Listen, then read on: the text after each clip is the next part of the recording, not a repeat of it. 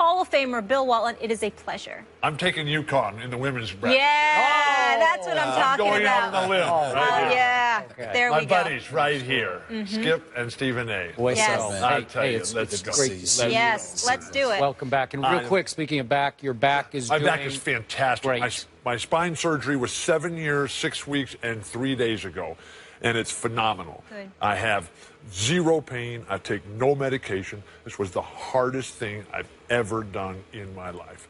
I still work it. I'm in the pool, in the weight room, and then I'm on my bicycle. My bike pulls it all together, but I just keep going. As long as I'm able to keep moving, I'm doing fine. So You look wow. great. Amazing. I feel fantastic. I'm 63 years old now. I've had 37 orthopedic operations. Oh my gosh. Both my ankles are fused. I ground them up into dust. I now have a new knee going on 3 years with that, but the new spine.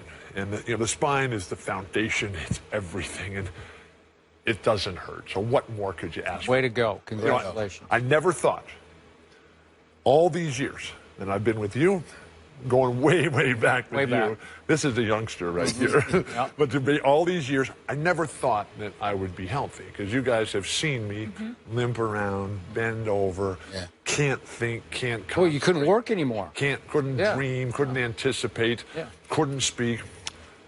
But now I'm healthy again. So I never thought I would be healthy, and I never thought that I'd be happy in love. Wow. And so Lori, just the angel of mercy, she saved my life. And the sad thing was when I was getting fired and going through all the horrendous, life-changing, life-threatening problems, I told her to go. I told her to leave, get out while the getting's good. But she stayed, and which is unbelievable. So when I'm lying there on that floor and I'm just starting to climb back up, I said 3 things. Every day, I'm going to tell my wife how much I love her and how much I appreciate her. Number 2, I'm not going to suffer fools and nonsense anymore. And then number 3, I'm never going to wear a tie again the rest of my life. I love it. And I've stayed true to all 3 of those things. And you deserve it all. So that leads I don't us... deserve it, Molly, but I'm You not do. going to turn it down. Okay, enjoy Would you it. mind if I ask a quick No, of question, course. just while we're on his Yeah. personal stuff, Yeah. just real quick? Sure. Take your time. I have known you for a long time. Yes, we have, Skip. There's one thing that bothers me about the way people perceive you, especially our younger viewers. They know you as this outrageous, outlandish commentator prone to say things that are not of our universe, right? Like way out there things. And I've known you to be deep, philosophical, with real substance to you. How much, if any, are you concerned about that new Walton image of yours as the crazy guy? It's not about the image. It's about me. This is who I am. And I love a good time. I love the fun. But I also love the thought. And I love the mental challenge of trying to do the right thing on a constant basis. Now, nobody, Skip, has made more mistakes in life than I have. I mean, I've failed. I have just done the wrong thing. But none of those errors and mistakes were by choice. At the time, I always thought they were the right thing.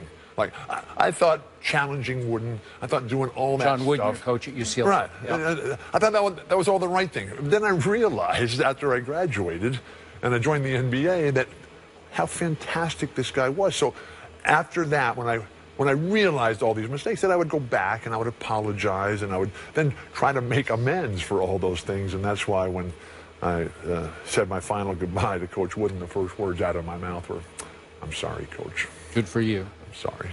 You know, one of the things I want to say Yeah, real sure. quick, you know, I don't go back as far as you guys do, but he and I go back. We did NBA shoot-around together for a year as well, and it was always an honor because I think that, you know, I never found what he said to be outrageous. I found what he said to be from the heart based on what he saw.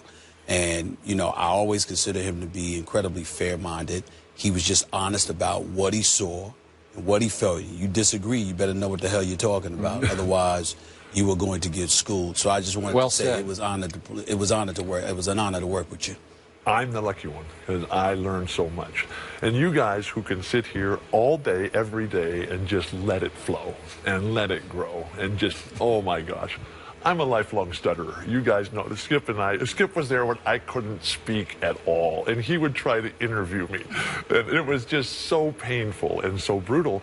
Now, athletics and academics were always the easiest part of my life. Health, orthopedic health, and learning how to talk, those were my biggest challenges. I'm a lifelong stutterer, could not say a word until I was 28, and it's still a challenge. I work on it on a constant basis. And so when I see you guys just going back and forth, and I see Stephen A. down there in San Antonio on Sunday or Saturday night, and he's going on for 2 hours after the game. You know, I said, oh my gosh, how do they do that? And that ability, because I watch these phenomenal athletes. I'm a huge sports fan. I'm a fan of greatness. I'm a fan of spirituality. I'm a fan of strength. I'm a fan of being able to perform on stage and to watch what you guys do in terms of just bringing it all together, to be able to have your mouth and your brain synced up at the same time. Please, somebody help me. Somebody save me from myself here. Such special talents. They're another level. Bill, and they get at it. Oh, yes, they do. They do. And the way they tie it all together, it's ridiculous. I'm standing outside in the next building, and I can hear Stephen A. yelling. Of course you can. He's the best. Actually, I wasn't yelling. It was him. He was just making a point. It was him. It Bill, I want to focus on... I have very good ears. Bill, I want to focus on you, though. You talked about everything that you went through, and you're in this wonderful chapter right now. We're so happy for you. You have this book called Back from the Dead. What's it about? Why did you decide to write it? It's a compilation of a lot of the stories in my life that have changed me across the board.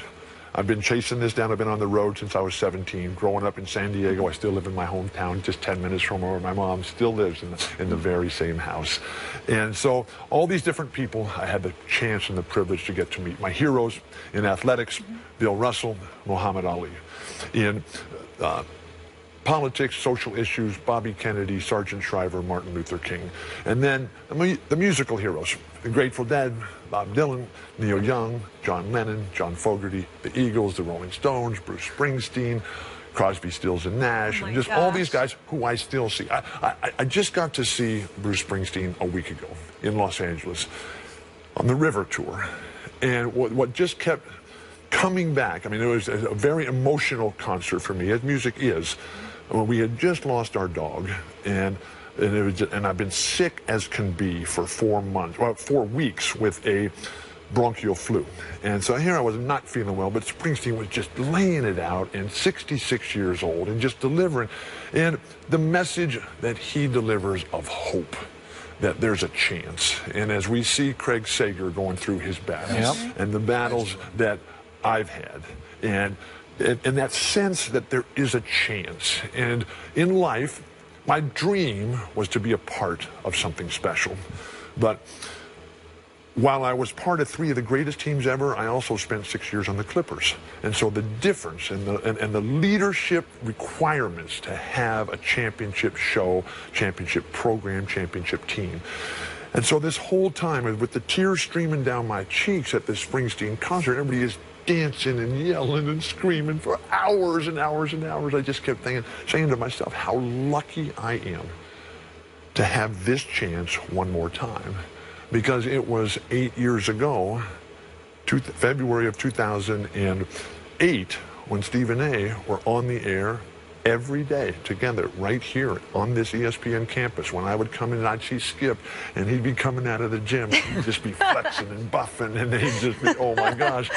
And I'm just going down, down, down. And I thought it was over. And I had nothing, and I lost everything, and I got fired, and I lost my insurance, my income. We almost lost our home, and it was just a devastating experience. And then I got better, and now I'm here. And so while I was lying there, you know, and listening to you guys argue and fight every day.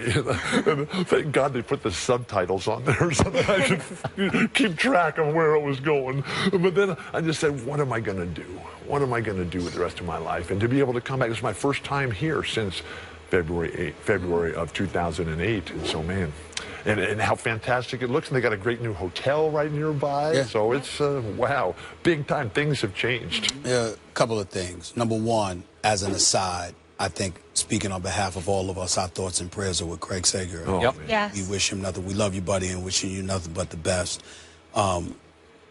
You, this year, what was it like watching your son, Luke Walton, head coach for the Golden State Warriors for 43 games, leading them to 24-0 and then 39-4 overall. What was that like for you?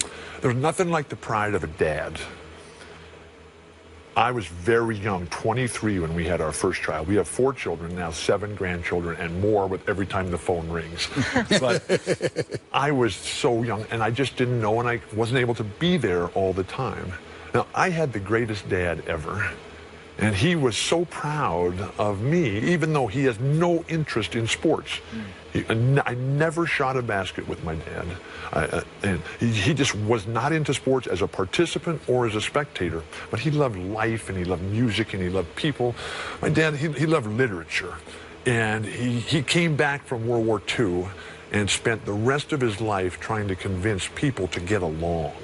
And so I had a great relationship with my dad all the way to the end. He died about 13 years ago. I was there when he died in my arms. But, you know, I let my dad down.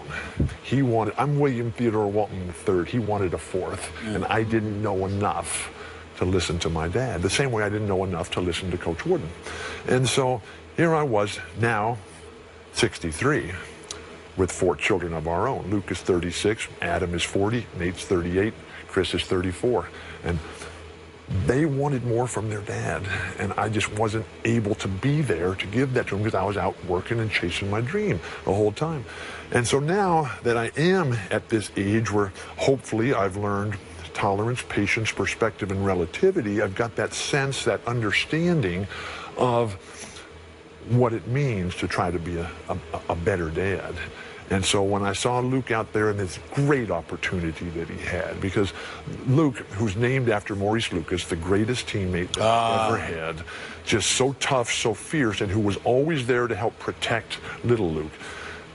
His life, to have Greg Lee, our point guard at UCLA, be his young childhood coach, to have Jim Tomey, a Hall of Fame high school coach in San Diego, Lute Olson, a Hall of Fame coach at Arizona, and then to play for Phil Jackson for 9.5 years. And that very first game at Staples Center for Luke, Lori and I go, and we're sitting there, and I put on a gold tie-dye T-shirt, right? And I'm a Blazer, I'm a Bruin, I'm a Celtic, right? So, and I'm there, and we're sitting in the back a little bit, and we're clapping, and Luke comes in, little Luke, Phil puts him in. And the very first time at Staples Center, they're 3-time defending champions. The place is going crazy. They just add Karl Malone. They just add Gary Payton. And it's just absolutely incredible, the atmosphere, the excitement, the future anticipation for the Laker Nation. And all of a sudden, Luke comes down on the fast break in the middle of the court, and he looks off Kobe on the right, and he looks off Gary Payton on the left, and then he takes one dribble to his left, and without looking, drops it back blind to Karl Malone, who comes thundering down the lane and just throws it down and gets fouled. The place at Staples goes crazy, and I'm sitting back in my seat just clapping politely as a proud dad. And I tap on the shoulder. And it's James Worthy.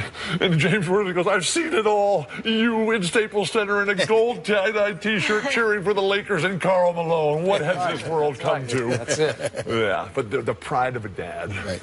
And to see the way this team plays. I love the Warriors. They are so fun, so exciting. The way they move the ball, the way they're in shape, they play selflessly.